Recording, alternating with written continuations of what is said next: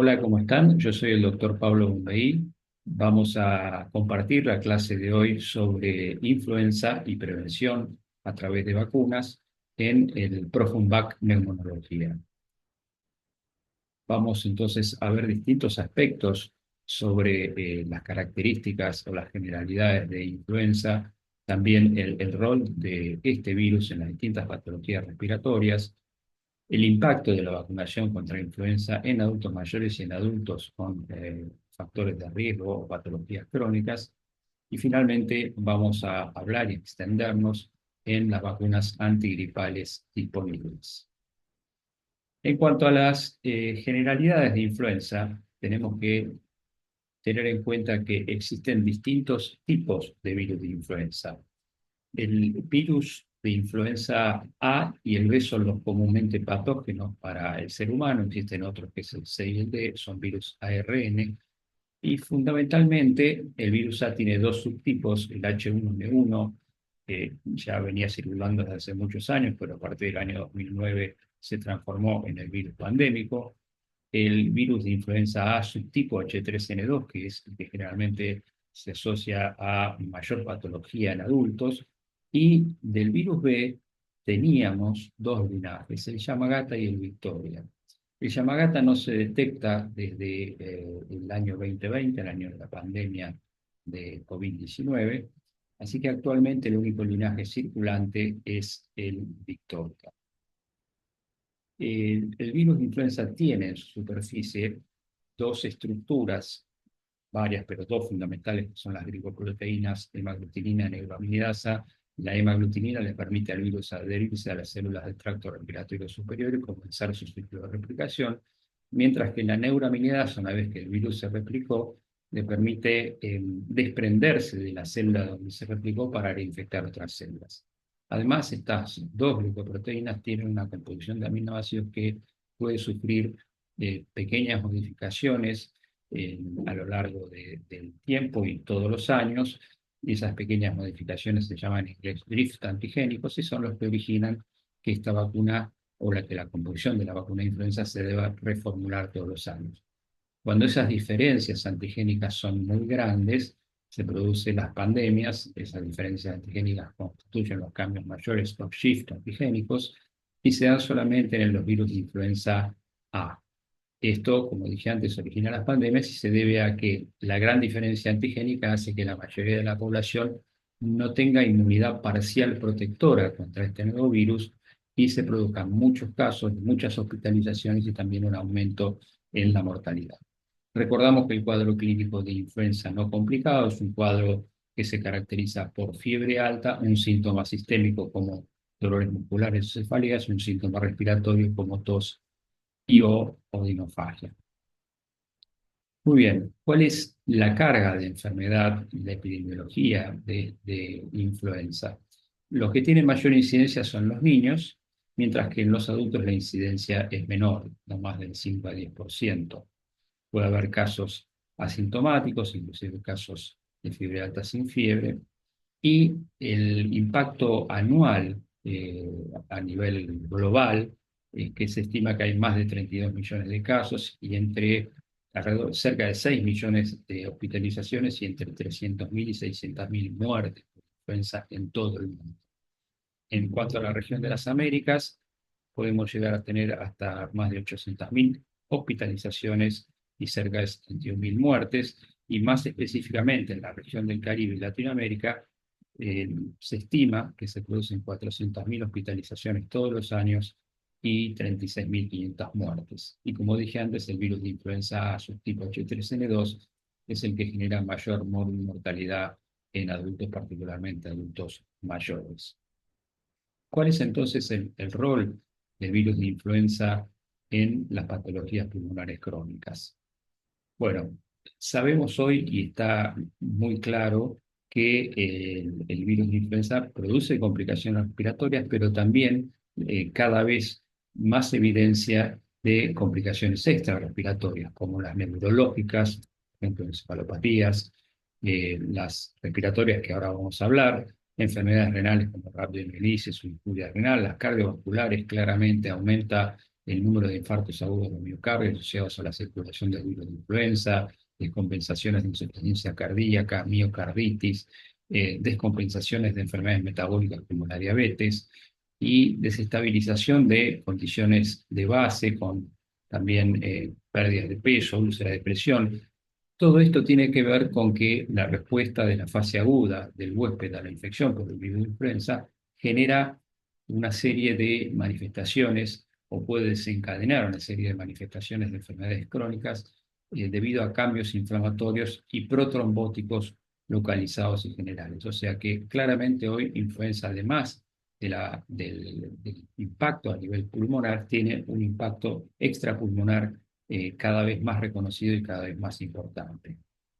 Entonces dijimos a nivel respiratorio, que es un punto que queríamos abordar en particular en la clase de hoy, sabemos que el virus de influenza puede provocar neumonía, neumonía viral, provocada por el mismo virus, que no es frecuente, pero que si se ve generalmente en los primeros 2 o 3 días del cuadro de influenza. Es un cuadro rápidamente evolutivo, con compromiso pulmonar bilateral, con rápida falla respiratoria, necesidad de asistencia respiratoria mecánica y alta mortalidad. Como dijimos, es poco frecuente, pero es muy grave.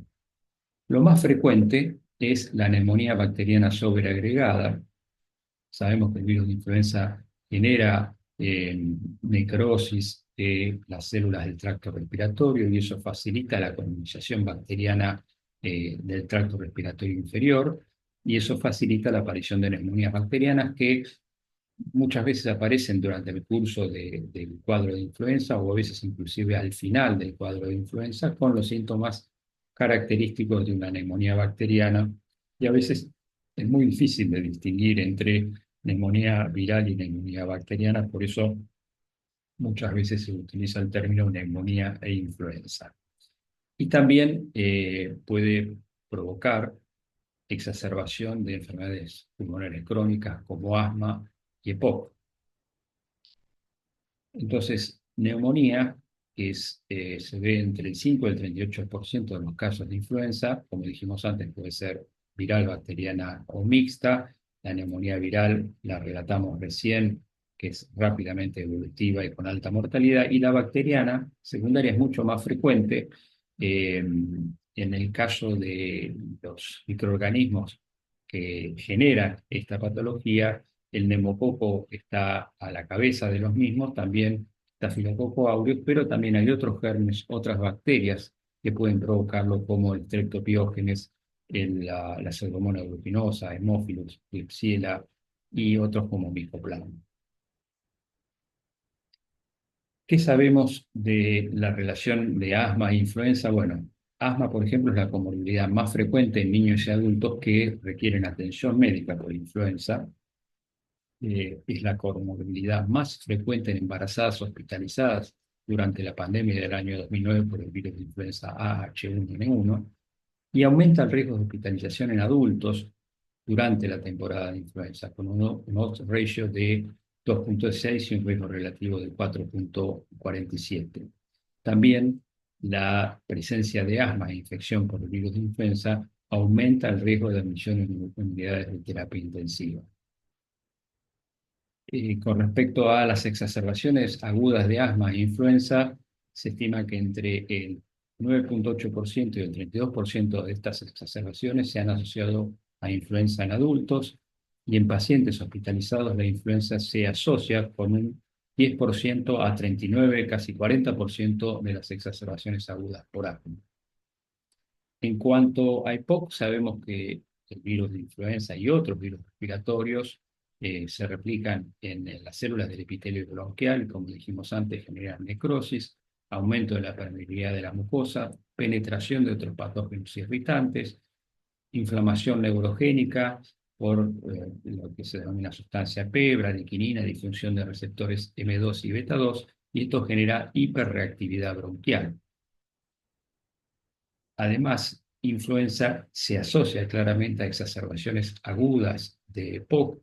Al menos 70% de estas son de origen infeccioso y particularmente los virus respiratorios son responsables de la mitad de los casos.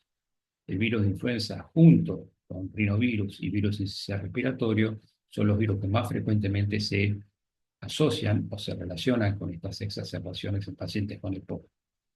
Las infecciones por el virus de influenza están relacionadas también con un mayor riesgo de accidentes cerebrovasculares isquémicos, neumonía, insuficiencia respiratoria y exacerbación, como dijimos recién, de EPOC en pacientes que tienen enfermedad pulmonar obstructiva crónica. Muy bien, vamos entonces ahora a concentrarnos en las herramientas que tenemos para prevenir influenza. Las vacunas antigripales disponibles. En general, las vacunas que disponemos son vacunas inactivadas que pueden ser split o subunidades. Split significa el virus entero, inactivado y fraccionado, y a subunidades significa que al virus de influenza se le extraen esas dos glicoproteínas que yo les mencioné antes de superficie, la hemaglutinina y la neuraminidasa, y esas son las que están contenidas en las vacunas. O sea que son vacunas inactivadas que pueden tener el virus fraccionado o simplemente las subunidades de superficie, las hemaglutininas y neuraminidasas. Los componentes de las vacunas hoy disponibles son los dos subtipos de influenza A, H1N1 y H3N2, y los componentes B. Si bien hoy Yamagata no sigue circulando, la recomendación es volver a las vacunas trivalentes que solo contengan el linaje Victoria. Sigue habiendo vacunas cuadrivalentes con los dos linajes disponibles y son perfectamente aplicables, ya sea trivalentes o cuadrivalentes, en el contexto actual. Se administran por vía intramuscular y en algunos casos por vía subcutánea profunda. ¿Cuáles son los tipos de vacunas disponibles en el mundo? Bueno, depende, pueden ser trivalentes o cuadrivalentes, como dijimos recién, pueden tener o no tener adyuvantes, ahora vamos a hablar en particular de eso. También, de acuerdo a la plataforma de elaboración, pueden ser recombinantes no disponibles en general en Latinoamérica, desarrolladas en líneas celulares, en algunos países como Argentina están disponibles, desarrolladas en modos embrionarios de la plataforma original, donde se hacen la mayoría de las vacunas, y hay algunas vacunas de RNA mensajero no disponibles en Latinoamérica. De acuerdo al contenido del antígeno vacunal, podemos decir que pueden ser vacunas de alta dosis de antígeno, que ahora vamos a hablar también en particular, las de dosis estándar, que son las que conocemos de hace muchos años, y se están desarrollando vacunas que tienen un mayor contenido de neuraminidasa. Y dijimos que, de acuerdo al tipo de vacuna, si bien en nuestro medio las vacunas son inactivadas, en el hemisferio norte, en algunos países del hemisferio norte, hay vacuna a virus vivo atenuado de administración intranasal por spray intranasal que se administra a partir de los 2 años hasta los 59 años, pero, como decíamos recién, no están disponibles en nuestra región. Vamos a hablar entonces, yo les dije de dos vacunas en particular, la vacuna adyuvantada y la vacuna de alta dosis. La vacuna antigripal adyuvantada ya desde hace muchos años está disponible en el mundo, en Argentina también. Es una vacuna que contiene un adyuvante muy potente que se llama MF59, que es una emulsión de aceite y agua que contiene escualeno, SPAN 85 como surfactante y Twin 80, que desde el punto de vista inmunogénico, comparándola con la vacuna no adyuvantada, genera títulos de anticuerpos más elevados, 1.5 veces más altos, inhibidores de la hemaglutinación y de microneutralización, y también una respuesta de anticuerpos más duradera, más prolongada. Además, estos anticuerpos, ustedes saben que el virus, durante la circulación del virus de influenza, puede haber mutaciones que hagan que aparezcan cepas que no estén incluidas en la vacuna. Bueno, el adyuvante puede o facilita la protección contra estas cepas que se llaman heterovariantes, o sea que produce mayores títulos, mayor duración y mayor espectro de protección. Es una vacuna que está aprobada a partir de los 50 años y ahora vamos a ver distintos estudios. La vacuna antigripal de alta dosis, como su nombre lo indica, tiene una dosis más alta. Normalmente las vacunas que conocemos de hace muchos años tienen 15 microgramos de cada uno de los componentes. Esta vacuna tiene 4 veces más, tiene 60 microgramos de los dos componentes de A y los dos componentes o los dos linajes del B o de uno si es trivalente. Entonces, una vacuna también que hay muchos años de experiencia en su uso en el hemisferio norte, eh, aprobada en el año 2009 en Estados Unidos, y desde el año 2009 se aprobó también la formulación tetravalente o cuadrivalente. Desde el punto de vista inmunogénico, también genera una mayor respuesta que se traduce en mayor tasa de seroconversión. Seroconversión significa eh, que uno aumenta 4 veces los títulos basales con respecto a los títulos iniciales, y también una mediana de títulos mayores inhibitores de la hemaglutinación cuando se la compara con la vacuna de dosis estándar en adultos a partir de los 65 años. Y demostró superioridad sobre todo para cepas A y no inferioridad para las cepas B. Las reacciones locales son más frecuentes por la mayor concentración de antígeno, pero en general son leves a moderadas y está aprobada para su uso a partir de los 65 años. Muy bien. ¿Cuál es el impacto de la vacunación contra la influenza en adultos mayores y adultos con patologías crónicas? Hablamos de la vacuna antigripal achuvantada. En adultos mayores hay varios estudios de efectividad. El más conocido probablemente sea un estudio de fase 4, son los estudios de efectividad abierto, comparativo, observacional de corte, prospectiva, que comparó la trivalente con la trivalente achuvantada en más de 80.000 personas vacunadas con cada una de las vacunas a lo largo de 3 temporadas en la zona norte de Italia. Y en base a los resultados se vio que ofrecía una efectividad adicional del 25% para prevenir hospitalización durante la temporada de influenza con la vacuna achuvantada. O sea que la vacuna achuvantada genera un 25% adicional de efectividad a la vacuna no achuvantada. También estos beneficios en la temporada 2018-2019 fueron estadísticamente significativos para la vacuna achuvantada comparada con la vacuna cuadrivalente no achuvantada en una efectividad relativa que fue del 20,4% superior, y específicamente para ciertas patologías como por ejemplo asma, ofreció una efectividad relativa superior al 17,4%, para EPOC del 15,5%, también para infarto agudo de miocardio, insuficiencia cardíaca, casi el 17%, enfermedades cerebrovasculares y vasculares periféricas casi el 19%, diabetes 21,8% y tumores sólidos malignos y metastásicos un 22,1%.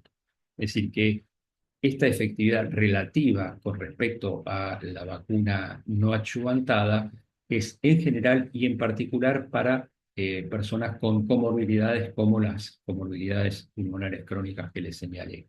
También hay un estudio que se desarrolló de costo-efectividad en Argentina que permitió introducir la vacuna trivalente achuvantada, ya que demostró que potencialmente era beneficiosa y costo efectiva en relación a la trivalente no achuvantada para vacunar a los adultos a partir de los 65 años. Por este motivo, esta vacuna está incorporada a nivel público en la Argentina desde hace 4 años como vacuna del calendario o de campaña de vacunación antigripal. Muy bien, con respecto a los adultos más jóvenes, dijimos que la vacuna achuvantada, adultos de menos de 65 años, de 50 a 64, esta vacuna achuvantada también fue aprobada en este grupo, y hay distintas revisiones, por ejemplo, esta revisión de PRISMA que muestra que los adultos entre 50 y 64 años tienen hospitalización y mortalidad eh, digamos, asociada a influenza, por ejemplo, en este caso entre el 2010 y el 2020, que es de 5,7 a 112,8 por 100.000 personas, y esto es en países, mayor en países de altos ingresos, con una mortalidad del 0,8 al 3,5% al 3,5 por 100.000 personas y una tasa de letalidad de 1,3 a 5,6. O sea que es un grupo etario que, si bien no tiene el impacto de los adultos mayores, viene en segundo lugar en cuanto al impacto de influenza. Esto también tiene que ver con que son adultos que o tienen comorbilidades detectadas o tienen comorbilidades que aún no han sido detectadas.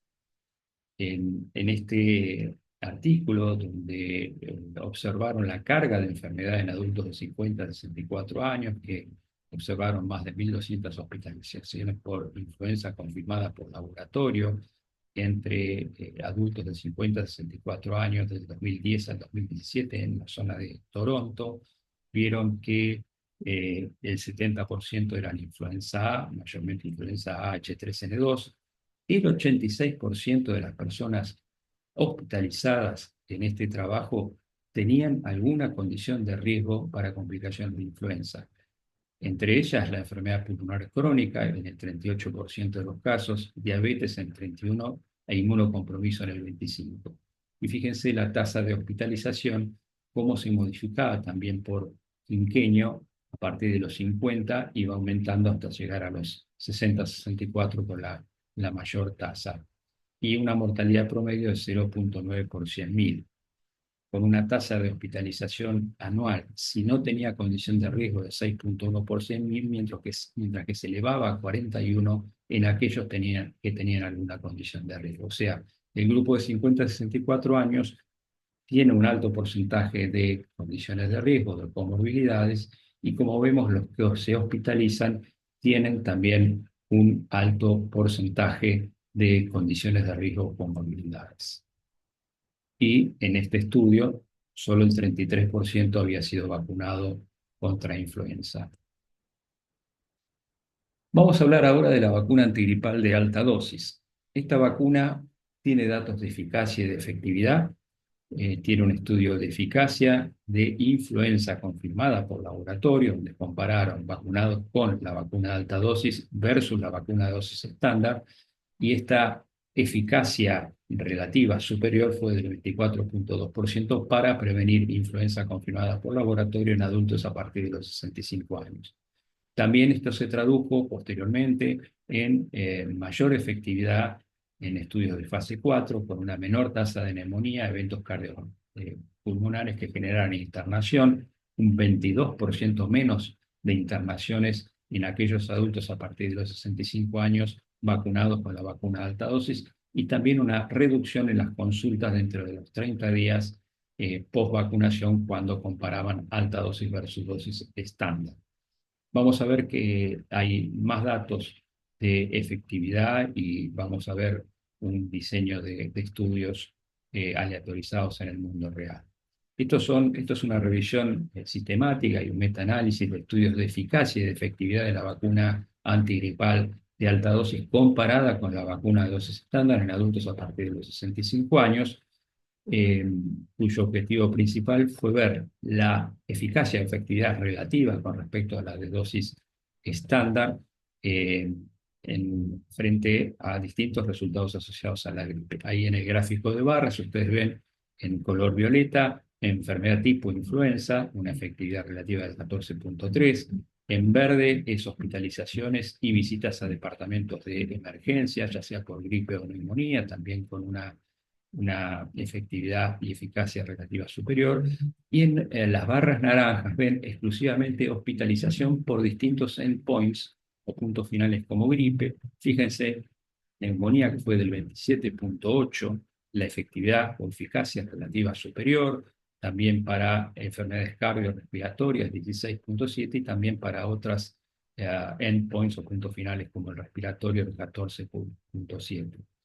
Esto incluyó esta revisión a más de 45 millones de personas durante 12 temporadas hasta abril del 2023, incluyó 21 publicaciones, 6 estudios randomizados y 15 observacionales, y entre otros resultados también se vio que la efectividad y eficacia relativa de la vacuna de alta dosis es mayor en temporadas coincidentes. Lo que yo les decía, a veces durante la circulación del virus de influenza puede haber un macheo menor o una correlación menor, y también cuando fue de predominio H3N2. Y también vemos que la hospitalización asociada a influenza por grupo etario también fue mayor la eficacia y efectividad relativa de acuerdo a los grupos de edades que se consideren.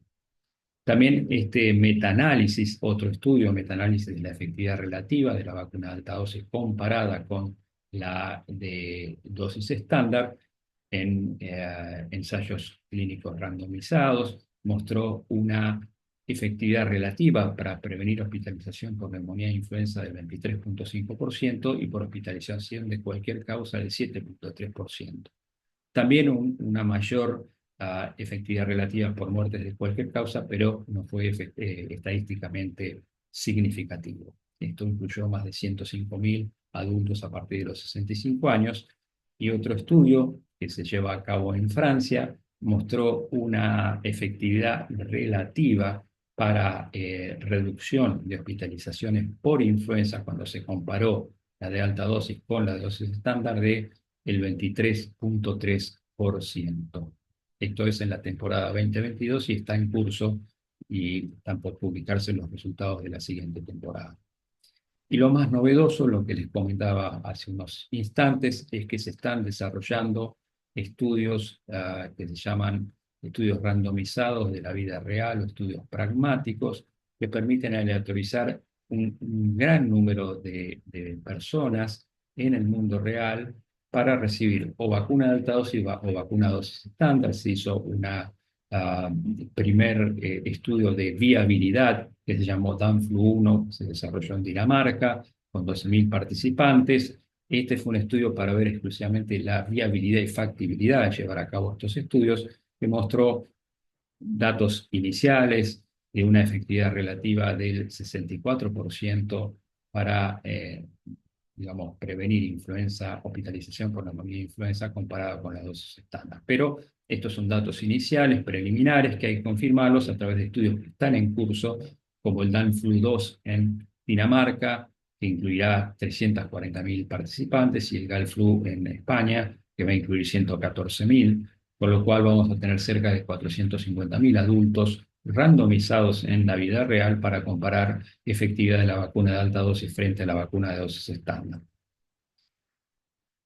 Y en cuanto a recomendaciones y guías de las vacunas antigripales en el adulto, por ejemplo, la Sociedad Argentina de Infectología el año pasado recomendó vacunar a todos los adultos a partir de los 60 años, particularmente a aquellos residentes en geriátricos o instituciones de cuidados prolongados, y puso como dosis o como vacuna preferente la vacuna trivalente inactivada, cuadrivalente o trivalente con MF achuvantada con MF59, o la cuadrivalente de alta dosis de antígeno. Las dos vacunas mejoradas a las que yo me referí en esta presentación son las recomendadas a partir de los 60 años en la recomendación de SAD. Esta recomendación fue el año pasado. Recordar que todavía no estaba la aprobación regulatoria de la vacuna achuvantada, que hoy la tenemos a partir de los 50 años. Después, en escala de recomendación está la vacuna desarrollada en líneas celulares, la de huevos embrionados y la vacuna trivalente en huevos embrionados. También otras instituciones recomiendan vacunas mejoradas como la adyuvantada de alta dosis, como la CIP de los Estados Unidos, la Agencia del Reino Unido para la Salud, también la agencia, el Grupo Técnico Consejeros de Australia recomienda también vacunas mejoradas como la adyuvantada y la de alta dosis en adultos a partir de los 65 años. Y recordar que en Argentina, además del personal de salud, las personas embarazadas, las puérperas que no fueron vacunadas durante el embarazo, el personal estratégico y todos los adultos a partir de los 65 años, hay un grupo de adultos que tienen enfermedades crónicas, como las enfermedades respiratorias que ustedes ven acá, que incluye hernia diafragmática, enfermedad pulmonar obstructiva crónica, enfisema, displasia broncopulmonar, traqueostomía crónica, bronquiectasia, fibrosis quística, otras, y el asma moderada y grave, y enfermedades cardíacas como insuficiencia cardíaca, enfermedad coronaria, reemplazo valvular, valvulopatías y cardiopatías congénitas, que son personas que tienen una clara indicación de vacunación anual contra influenza, ya sean mayores de 65 o menores de esa edad. Y también otros grupos, como ustedes ven acá, como los obesos, insuficiencias renales crónicas, personas con metabolopatías como diabetes, etcétera, y todos los cuadros de inmunodeficiencia. Entonces, como comentario final, los adultos mayores son los que sufren la mayor mortalidad asociada a influenza. Un tercio de las exacerbaciones agudas de asma y al menos el 70% de las de EPOC se asocian a infecciones particularmente virales como la de influenza, como así también a otras consecuencias como hospitalización y accidentes cerebrovasculares. Vimos que existen distintas plataformas vacunales disponibles que protegen contra influenza y sus consecuencias y sus complicaciones pulmonares y extrapulmonares. En los adultos mayores, las vacunas de achuvantadas y las de alta dosis ofrecen una alternativa de mayor protección en comparación con las vacunas no achuvantadas o de dosis estándar. La vacuna achuvantada vimos que genera mayor inmunogenicidad y efectividad relativa frente a las vacunas no adjuvantadas. La de alta dosis permite obtener también alta inmunogenicidad, eficacia y efectividad relativa en relación a las de dosis estándar. Y hay distintos datos que demuestran la carga de enfermedad y comorbilidades en los adultos de 50 a 64 años y vimos cómo la vacuna adjuvantada puede hoy administrarse a partir de esa edad. También disponemos de extensas revisiones sistemáticas y metaanálisis que confirman la efectividad relativa de la vacuna de alta dosis en adultos a partir de los 65 años. Y como vimos hacia el final, hay estudios novedosos de vida real, de randomización, que permitirán confirmar y tener una evidencia robusta de la efectividad de esta vacuna. Y también vimos que diversas entidades recomiendan lo que nosotros llamamos vacunas mejoradas, alta dosis y adjuvantadas en adultos mayores. Y también recordar que es importante prevenir la influenza en poblaciones de riesgo de cualquier edad con patologías crónicas, como son las patologías pulmonares crónicas. Muchas gracias.